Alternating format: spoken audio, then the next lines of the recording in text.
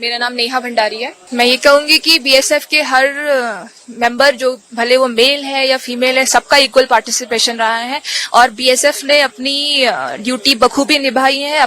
हमने अपनी आईबी की भी प्रोटेक्शन करी है, हमने किसी तरह की इन्फिल्ट्रेशन भी रोकी है और साथ में एनिमी को भी मुंह तोड़ जवाब दिया है। जितनी उनने फायरिंग करी है, हमने उसका दुगुना या तिगुना ही फायर किया है। हमने उनकी हर मोर्चे पे फायर किया, उनकी पोस्ट को तबाह किया है, उनको भागने में मजबूर किया है, जो उनके सर्वेलेंस इक्विपमेंट्स थे उनको भी तोड़ा है।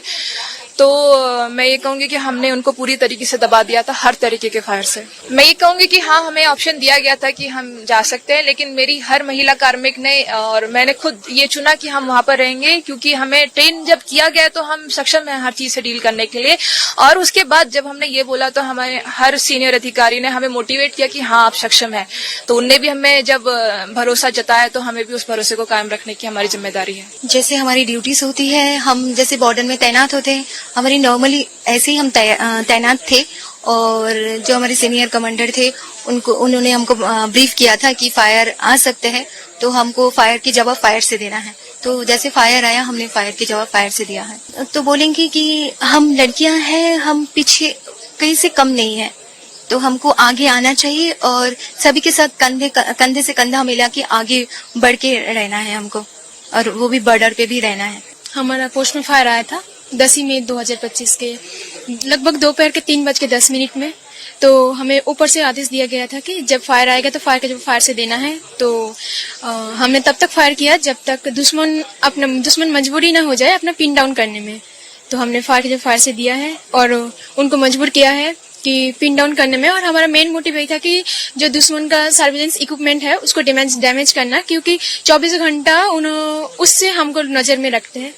तो हाँ, जिनका मर्जी है वो तो ज्वाइन करना चाहती है तो ज्वाइन करना चाहिए, क्योंकि हम किसी से कम नहीं, तो हमें भी लड़कों के साथ मिलकर काम करना चाहिए अपने देश के लिए। देखिए, ऑपरेशन सिंदूर इसलिए नाम दिया गया था क्योंकि महिलाओं का, भारतीय नारियों का सुहाग छीना गया था, उनका सिंदूर मिटाया गया था।